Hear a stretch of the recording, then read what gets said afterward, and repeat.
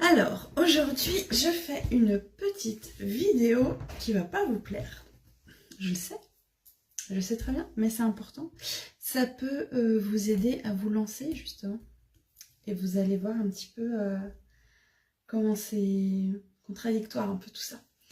Donc, aujourd'hui, on parle du plan B. Et pourquoi c'est important d'avoir un plan B. Et pour se mettre dans le contexte, on a un rêve, on y pense tous les soirs quand on va se coucher, et à chaque fois qu'on y pense, on a des petits papillons dans le ventre, on est super excité, on se dit ah ouais, ce serait trop bien si on pouvait faire ci, si on pouvait faire ça. Je sais pas quel pourrait être notre rêve, avoir une boutique de bijoux fantaisie. Ça pourrait être ça. Et donc on y pense, et où est-ce que cette boutique pourrait se situer ? Et quel genre de clientèle viendrait, et quel plaisir on aurait à chaque vente, à chaque conseil, à chaque fois que quelqu'un passerait la porte, comme on serait heureuse de fermer la boutique le soir parce que tout s'est super bien passé, on serait aussi heureuse de se lever le matin et d'aller ouvrir cette boutique, et puis on pourrait s'arranger... on pourrait avoir une employée qui assurait l'ouverture et la fermeture si il y a des soucis avec les enfants, s'il y a des imprévus, si on est malade, si on part en vacances. Vraiment, tout est bien ficelé, tout marche bien, et ça, c'est notre rêve. Et tous les soirs, on y pense, et on s'endort là-dessus, et tous les matins, on se lève, on est dans la course, dans le train-train quotidien, et on oublie ce rêve, mais tous les soirs, on y repense, et c'est la même chose. Et finalement, il reste dans un coin de notre tête, et puis on a quand même un côté frustré, parce qu'on aimerait bien atteindre On aimerait bien atteindre cet objectif, mais on n'ose pas se lancer, et on reste bloqué, donc on continue de faire quelque chose qui ne nous plaît pas. Et puis ce rêve, tant pis, il est là, et puis bon, on verra bien ce qui se passe un jour. Mais du coup, la question que je pose là maintenant, c'est pourquoi ? Pourquoi est-ce que ça reste qu'un rêve ? Pourquoi on ne passe pas à l'action ? Eh bien, tout simplement parce que notre cerveau est là pour nous maintenir en sécurité et nous empêcher de passer à l'action s'il est question de sortir de la zone de confort. Donc, il va faire son maximum pour soit qu'on pense à autre chose, soit pour qu'on se raisonne et qu'on dise non, n'importe quoi, je vais pas me lancer, machin. Et pourquoi il fait ça ? Tout simplement parce qu'il a peur. Il a peur de faire quelque chose de nouveau. Et si on se demande finalement, de quoi il a peur ? Est-ce qu'il a peur de l'échec ? Est-ce qu'il a peur du regard des autres ?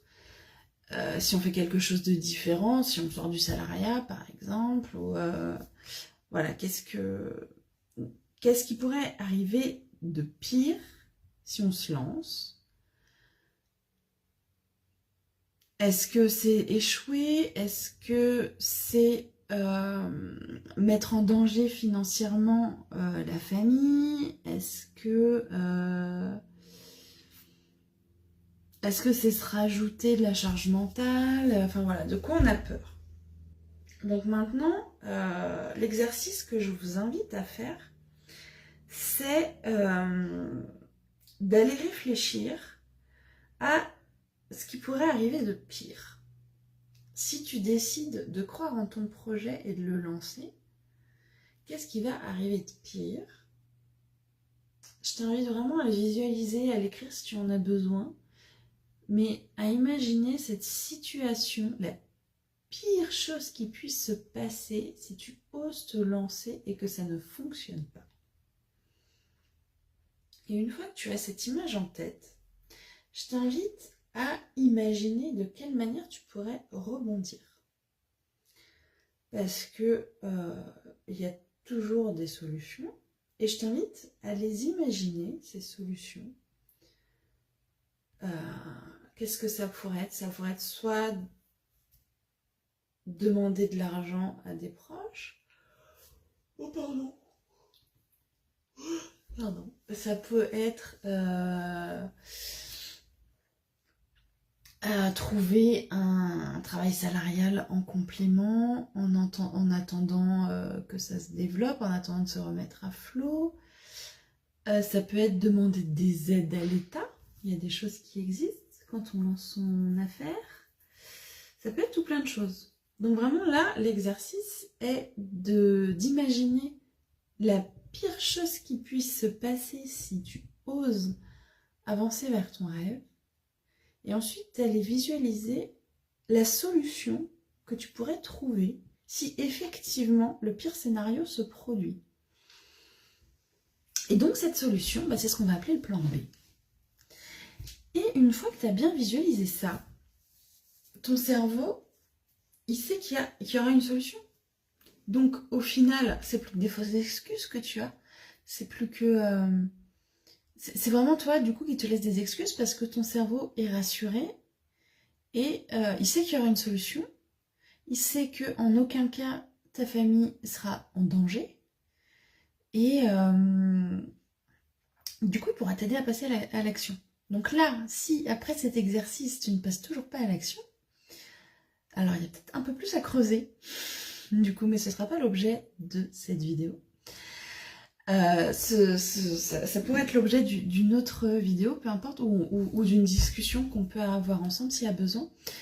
Mais une fois que tu as ton plan B, que tu as vraiment un filet de sécurité, tu n'as plus aucune raison de ne pas te lancer. Et je voudrais vraiment que tu réfléchisses là-dessus. Je voudrais vraiment que tu fasses l'exercice parce que ça peut vraiment décoincer des choses qui restaient bloquées jusque-là.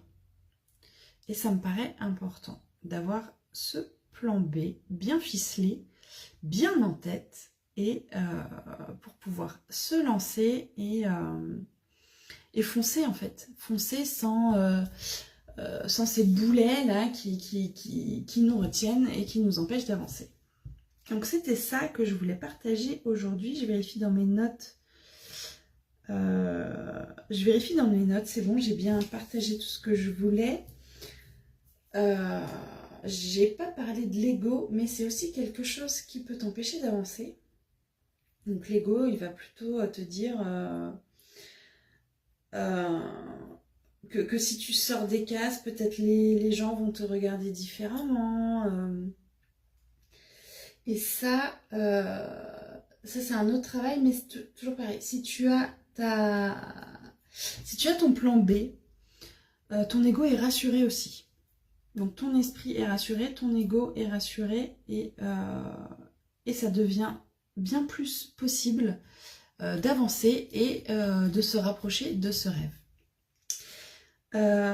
J'espère que cette vidéo va vous servir. Je trouvais c'est important de parler du plan B.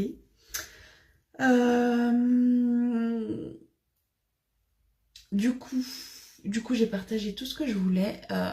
Je vais vous laisser. Bien sûr, s'il y a des questions, on se retrouve par message ou dans les commentaires. Je vous souhaite de passer une excellente journée et bien sûr de prendre soin de vous. À très vite.